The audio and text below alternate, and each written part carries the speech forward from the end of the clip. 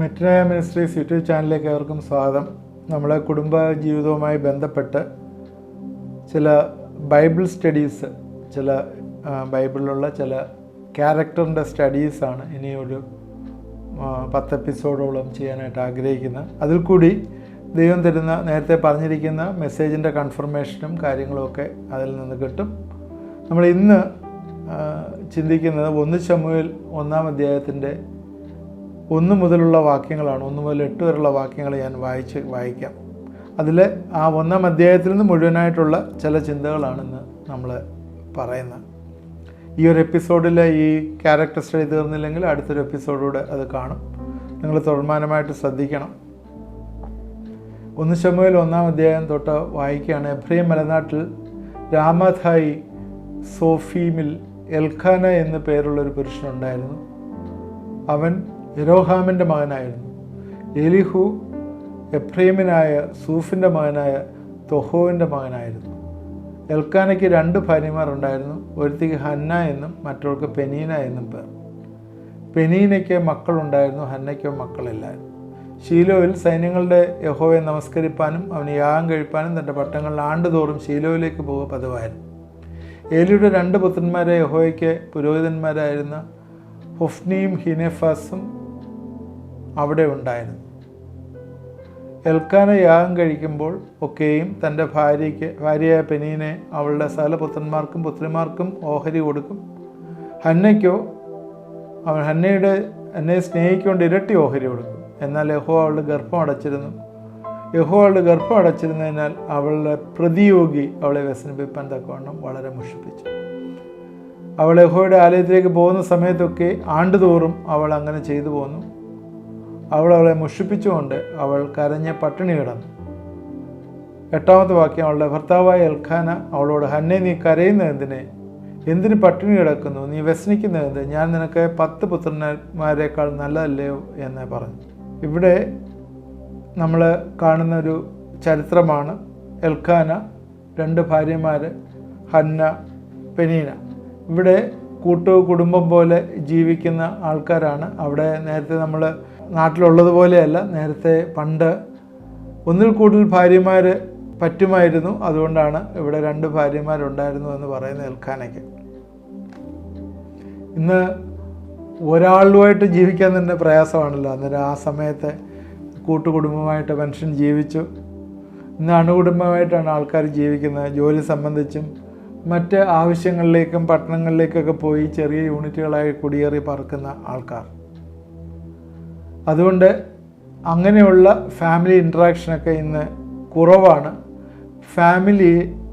നമ്മുടെ കുടുംബങ്ങളൊക്കെ തന്നെ അന്യോന്യമുള്ള റിലേഷൻഷിപ്പിന് വേണ്ടി ദൈവം പണിത വർക്ക്ഷോപ്പുകളായിട്ടാണ് ഇരിക്കുന്നത്. ശരിക്കും കുടുംബങ്ങളിലാണ് എന്തെങ്കിലുമൊക്കെ പ്രശ്നങ്ങൾ വരുമ്പോഴേ അത് റെക്ടിഫൈ ചെയ്തെടുക്കേണ്ടത്.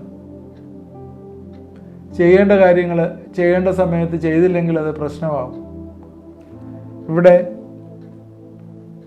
ഈ കുടുംബത്തിൽ ഒരു പ്രശ്നമുണ്ടായിരുന്നു.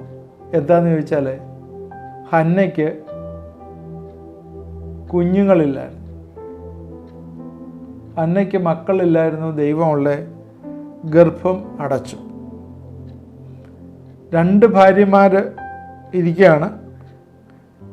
ഇവിടെ നമ്മൾ ഈ 2 ഭാര്യമാരുടെ കാര്യം നമ്മൾ ചിന്തിക്കുമ്പോൾ നമ്മുടെയൊക്കെ ഭവനങ്ങളിൽ ഇപ്പോഴേ കൂട്ടുകുടുംബം ഇല്ലാത്ത, നേരത്തെയൊക്കെ കുടുംബങ്ങളിൽ 2 ബ്രദേഴ്സിൻ്റെ ഭാര്യമാർ 2 സ്ഥലങ്ങളിൽ നിന്ന് കല്യാണം കഴിച്ചുകൊണ്ട് വരും. നമുക്കറിയാവുന്നതാണ്. ഒരുപാട് ഭവനങ്ങളിൽ നേരത്തെ ഈ ഭവനങ്ങളിലെ ഛിദ്രം അല്ലെങ്കിൽ സെപ്പറേഷൻസ് വന്നിരിക്കുന്ന കാരണം ഈ ഒരു ഡിഫറൻ്റായിട്ടുള്ള കുടുംബത്തിൽ നിന്ന് കയറി വന്ന 2 മാലാഖമാർ, അങ്ങനെ പറയുന്നതാണ് കുറച്ചുകൂടെ നല്ലത്. ഡിഫറൻ്റായിട്ട് കുടുംബത്തിൽ നിന്ന് കയറി വന്ന 2 മാലാഖമാർ ഒരമ്മയുടെ വയറ്റിൽ ജനിച്ച കുഞ്ഞുങ്ങളെ സെപ്പറേറ്റ് ആക്കുന്നു അല്ലെങ്കിൽ വിഘടിപ്പിക്കുന്നു എന്നുള്ളത് വലിയൊരു അത്ഭുതകരമായിട്ടുള്ളൊരു കാര്യമാണ്. എന്തോ തലയണ മന്ത്രങ്ങൾ പറഞ്ഞ് ബ്രദേഴ്സ് തമ്മിൽ ഉള്ള സംസാരവും ഒക്കെ വേണ്ടാത്ത സംസാരങ്ങളിലേക്ക് ചെന്ന് ഫാമിലിയായിട്ട് സെപ്പറേഷൻ വരുന്നത്. പണ്ട് അമ്മായിയമ്മ മരുമക്കളായിരുന്നു പ്രശ്നം, ഇപ്പോൾ അങ്ങനെയുള്ള പ്രശ്നങ്ങളൊന്നും ഇല്ലല്ലോ. ഇതെല്ലാം നേരത്തെ നമ്മൾ സംസാരിച്ച കാര്യമാണ്. പല ക്രിസ്ത്യൻ കുടുംബങ്ങളും തകർത്തെറിഞ്ഞത് ഇങ്ങനെ കയറി വന്ന മാലാഖമാരാണ് എന്ന് നമ്മൾ മറന്നു പോയത്. ഇവിടെ ഹന്നയും പെനീനയും ഇവർ രണ്ടുപേരും എൽക്കാനയുടെ ഭാര്യമാരായിരുന്നു. എന്നാൽ ഇവർ അന്യോന്യം കുറ്റം പറയുന്നു എന്നുള്ളത് ഇതിൽ നമുക്ക് മനസ്സിലാവും. കാര്യം പ്രതിയോഗി എന്ന് പറഞ്ഞൊരു വേർഡൊക്കെ ഇവിടെ യൂസ് ചെയ്യുന്നുണ്ട്. പ്രതിയോഗി, ഈ പ്രതിയോഗി എന്ന് പറയുമ്പോൾ സാധാരണ നമ്മൾ പ്രതിയോഗി എന്ന് പറയുമ്പോൾ എന്താണ് ഉദ്ദേശിക്കുന്നത്? പിശാചാണ് നമ്മുടെ പ്രതിയോഗി. പിശാചുമല്ല, ഇന്ത്യയുടെ പ്രതിയോഗി പാകിസ്ഥാനുമല്ല, പിന്നെ മറ്റേ ഭാര്യയാണ് പ്രതിയോഗി. റൈവൽ പ്രതിയോഗി എന്ന് പറയും. എന്ന് വെച്ചാൽ എങ്ങനെയാ? ഹന്ന നടക്കുമ്പോഴെല്ലാം അവളെ ഇങ്ങനെ കുത്തുവാക്ക് പറഞ്ഞ് മുഷിപ്പിച്ചുകൊണ്ടേയിരിക്കും. എന്തൊക്കെയാ പറയുക സാധാരണ കേസിൽ? അതെ, ഈ മക്കളുണ്ടാകുന്നു എന്നൊക്കെ പറയുന്നതേ ഒരു ദൈവകൃപയാണ്. ഇത്രയും പറഞ്ഞാൽ മതിയല്ലോ, വേറൊന്നും പറയേണ്ട ആവശ്യമില്ല. ഈ മക്കളുണ്ടാവുന്നതെന്നൊക്കെ പറയുന്ന ഒരു ദൈവകൃപയാണ്. എന്നാൽ ഇവിടെ ഒരു പ്രത്യേകത കണ്ടാൽ ഇത് ഈ ഫാമിലി ദൈവസന്നിധിയിൽ ഈൽഡ് ചെയ്ത്, അല്ലെങ്കിൽ ദൈവസന്നിധിയിൽ എപ്പോഴും അക്കൗണ്ടബിളായിട്ടുള്ളൊരു ഫാമിലിയാണ്. പ്രത്യേകിച്ചും എൽക്കാന. ഇവിടെ എൽക്കാന വർഷം തോറും ശീലോവിലെ സൈന്യങ്ങളുടെ യഹോവയെ നമസ്കരിപ്പാനും അവന് യാഗം കഴിപ്പാനും തൻ്റെ പട്ടണങ്ങളിൽ നിന്ന് ആണ്ടുതോറും പോവുക പതിവായിരുന്നു. അപ്പോഴേ ദൈവവുമായിട്ടുള്ള ബന്ധമുള്ള ഒരു കുടുംബമായിരുന്നു എൽക്കാനയുടെ കുടുംബം. അതുകൊണ്ട് ഏത് രീതിയിൽ എൽക്കാന ആ രീതിയിലുള്ളൊരു കമ്മ്യൂണിക്കേഷൻ തൻ്റെ ഭാര്യമാരോട് ചെയ്തിട്ടുണ്ട്.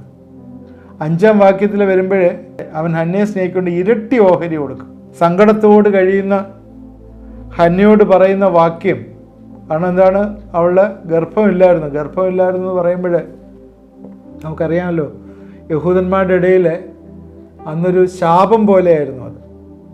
ദൈവം ഗർഭം കൊടുക്കാത്തത്, അല്ലെങ്കിൽ ആ കുഞ്ഞിനെ കൊടുക്കാത്തത് ഒരു ശാപമായിട്ട് ട്രീറ്റ് ചെയ്യുന്ന സമയമായിരുന്നു.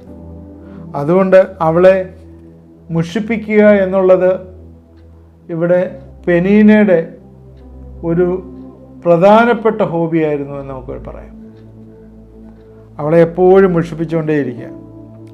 ഇന്ന് ഹസ്ബൻഡിനെ ഹണി, ഐ ലവ് യു എന്നൊക്കെ പറയുന്ന ഭാര്യമാർ കുറച്ച് കഴിയുമ്പോൾ ഐ ഹെയ്റ്റ് യു എന്നൊക്കെ പറഞ്ഞ് ഉപേക്ഷിക്കുന്ന കാര്യമൊക്കെ അറിയാം. എന്നാൽ ഇവിടെ ഹസ്ബൻഡ് വൈഫ് റിലേഷൻഷിപ്പിന് എന്ത് മാധുര്യമുണ്ട് എന്ന് കാണിക്കുന്ന ഒരു സ്റ്റേറ്റ്മെൻറ്റ് ഇവിടെ എൽക്കാന പറയുന്ന ഒരു വാക്യം, ഇത് ഏറ്റവും പ്രധാനപ്പെട്ടൊരു വാക്യമാണ്. 8-ാം വാക്യത്തിൽ പറയുകയാണ്, ഞാൻ നിനക്ക് 10 പുത്രന്മാരേക്കാൾ നന്നല്ലയോ എന്ന് പറയുന്നു.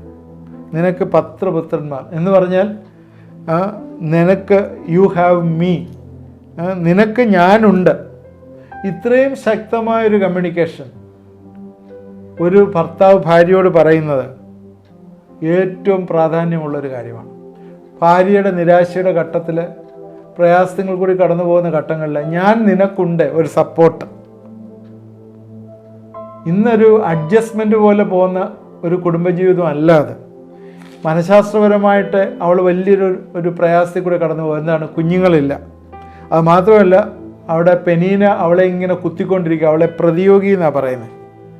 അതുകൊണ്ട് ഭൂമിയിലെ ഏറ്റവും മനോഹരമായിട്ടുള്ള ഒരു കുടുംബമായി എൽക്കാനയുടെ കുടുംബം മാറുന്നതിൻ്റെ കാരണം എൽക്കാന അവളെ വിടാതെ ഈ ഡിഫിക്കൽട്ട് സിറ്റുവേഷനിലും അവളെ സ്നേഹിക്കുന്നതുകൊണ്ടാണ്. നമ്മൾ ഈ മാരേജിൻ്റെ സമയത്തുള്ള ഡിക്ലറേഷൻ പലരും കേട്ടിട്ടുണ്ടാവും, ഓർക്കുന്നുണ്ടാവും. നിങ്ങളുടെ കല്യാണ സമയത്തൊക്കെ പറഞ്ഞത്, സുഖത്തിലും ദുഃഖത്തിലും സന്തോഷത്തിലും സന്താപത്തിലും രോഗത്തിലും ആരോഗ്യത്തിലും സമ്പത്തിലും ദാരിദ്ര്യത്തിലും മരണം നമ്മളെ വേർപിരിക്കുന്നവരെ അങ്ങനെ ഏറ്റെടുത്ത ഒരു ദൈവസന്നിധിയിൽ ഏറ്റെടുത്ത ഒരു തീരുമാനമാണ്.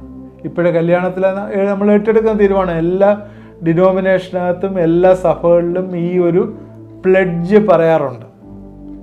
സുഖത്തിലും ദുഃഖത്തിലും സന്തോഷത്തിലും സന്താപത്തിലും രോഗത്തിലും ആരോഗ്യത്തിലും സമ്പത്തിലും ദാരിദ്ര്യത്തിലും മരണം നമ്മെ വേർപിരിക്കുന്നവരെ നമ്മൾ ഒരുമിച്ചാകണം, ഒരുമിച്ച് തന്നെ ഇരിക്കും എന്ന് പറഞ്ഞവരാ ഇന്ന് നിങ്ങൾ നോക്കിയ കുടുംബ കോടതിയിൽ കയറുന്നത്. അത് വലിയൊരു നമുക്ക് വലിയൊരു ദുഃഖത്തിൻ്റെ കാര്യമാണ്. ക്രിസ്ത്യൻ സർക്കിളിൽ പോലും അനേകം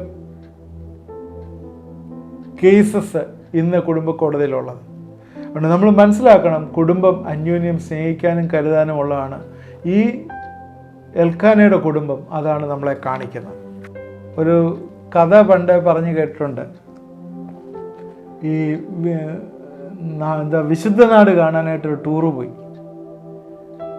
അമ്മച്ചി യെരുശലേമിൽ പോയി, പ്രായമായിരുന്നു. യെരുശലേമിൽ വെച്ച് ടൂറിൽ പോയപ്പം മരിച്ചു. അപ്പച്ചനോട് പറഞ്ഞു, ഇവിടെ അടക്കിയാൽ, യെരുശലേമിൽ അടക്കിയ വിശുദ്ധ നാടല്ലേ, അവിടെ അടക്കിയാൽ $1000 ആവും. എന്നാൽ കൊച്ചി കൊണ്ടുവന്ന് അടക്കുകയാണെങ്കിൽ $3000 ആവും. അപ്പച്ചൻ എന്ത് പറയുന്നു എന്ന് ചോദിച്ചു. അപ്പച്ചൻ ഞാൻ പറഞ്ഞു മറ്റുള്ളവരോടൊക്കെ ചോദിച്ചിട്ട് പറയാം എന്ന് പറഞ്ഞു. എന്നിട്ട് അവസാനം അപ്പച്ചൻ പറഞ്ഞു, ഒരു കാര്യം ചെയ്യും, വിശുദ്ധ നാട്ടിൽ തന്നെ അടക്കാം, എന്ന് വെച്ചാൽ യെരുശലേമിൽ തന്നെ അടക്കാം എന്ന് അപ്പച്ചൻ ആദ്യം പറഞ്ഞു കഴിഞ്ഞ് പെട്ടെന്ന് തന്നെ അവരതിനുള്ള ക്രമീകരണങ്ങളൊക്കെ ചെയ്യാനായിട്ട് ചെയ്തപ്പോൾ അപ്പച്ചൻ വിളിച്ചു പറഞ്ഞു, വേണ്ട, വിശുദ്ധ നാട്ടിൽ അടക്കണ്ട, തിരിച്ച് നാട്ടിൽ കൊണ്ടുപോകാം, $3000 ആയാലും കുഴപ്പമില്ല, നാട്ടിലേക്ക് കൊണ്ടുവരണമെന്ന്. അന്നേരം ഈ ആൾ വിചാരിച്ചു, ഈ അപ്പച്ചൻ എന്തോ സ്നേഹമാണ്, ഈ അമ്മച്ചിയെ നാട്ടിൽ കൊണ്ടുവന്ന് അടക്കണം, അവിടെ കാണണം എന്നൊക്കെയുള്ള സ്നേഹമാണ്. കാരണം ഈ ക്രിസ്ത്യൻസിൻ്റെ, പ്രത്യേകിച്ചും ഈ കാത്തലിക്സിൻ്റെ ഒക്കെ ഇടയിൽ ഒക്കെയുള്ള ചില ചിന്തകൾ വിശുദ്ധ നാട്ടിൽ അടക്കിയാൽ പുണ്യം കിട്ടും എന്നൊക്കെ ചിന്തിക്കുന്നവരുണ്ട്. അങ്ങനെയുണ്ട്, അതുകൊണ്ടാണ് അങ്ങനെ പറയുന്നത്. എന്നാൽ അപ്പച്ചൻ പറഞ്ഞു, സ്നേഹം കൊണ്ടൊന്നുമല്ല ഞാൻ അവിടെ കൊണ്ടുവരണമെന്ന് പറഞ്ഞു. എവിടെ വല്ല വിശുദ്ധ നാട്ടിൽ വല്ലതും അടക്കിയാൽ, പണ്ട് നിങ്ങളൊരാളിനെ വിശുദ്ധ നാട്ടിൽ അടക്കിയില്ലേ, ആരാ? യേശുവിനെ അടക്കി കഴിഞ്ഞപ്പോൾ 3-ാം നാളിൽ അവരെ ഉയർത്തെഴുന്നേറ്റ് പോയില്ലേ എന്ന് പറഞ്ഞ പോലെ, എവളെ വിശുദ്ധ നാട്ടിൽ വല്ലതും അടക്കി 3-ാം ദിവസം വല്ലതും ഉയർത്തെഴുന്നേറ്റ് പോയാലേ എനിക്കാണെങ്കിൽ ഇവിടെ ജീവിക്കാൻ പറ്റത്തില്ലേ, അവൾ അവിടുന്ന് എഴുന്നേറ്റ് വരുന്നതിലും ഭേദം ഞാൻ $3000 ചിലവാക്കുന്ന, ഒരിക്കലും പൊങ്ങാത്തടത്ത് ഞാൻ അടക്കാം എന്ന് പറഞ്ഞൊരു കഥ ഞാൻ കേട്ടിട്ടുണ്ട്. ഉള്ളതാണോ ഇല്ലാത്തതാണെന്ന് എനിക്കറിയത്തില്ല, ഞാൻ ഈ കേട്ട കഥ വെച്ചാൽ പറയാം. റിലേഷൻഷിപ്പ്, ഹസ്ബൻഡ് വൈഫ് റിലേഷൻഷിപ്പ് ഒന്ന് ചത്ത് കിട്ടിയാൽ മതിയെന്ന് പ്രാർത്ഥിക്കുന്ന ഭാര്യയും ഭർത്താവും ഒക്കെ ഉണ്ട്. എന്തോ പറച്ചിലെന്തോ വലിയതാ, ചേട്ടാ ഞാൻ എന്തോ ഉണ്ടാക്കണ്ടേ, അങ്ങനെ ചേട്ടന് ഇഷ്ടമുള്ള ഞാനിപ്പോൾ ഉണ്ടാക്കിത്തരാം. അന്നേരം ചേട്ടനും പറഞ്ഞു, കപ്പയും മീനും ആയാലോ, പിന്നെ ഉച്ചക്കല്ലേ കപ്പ. ഉടനെ അവൾ പറയാം, ഉച്ചക്കല്ലേ കപ്പ. അന്നേരം എങ്കിൽ പിന്നെ കഞ്ഞിയും പയറും കൂടി.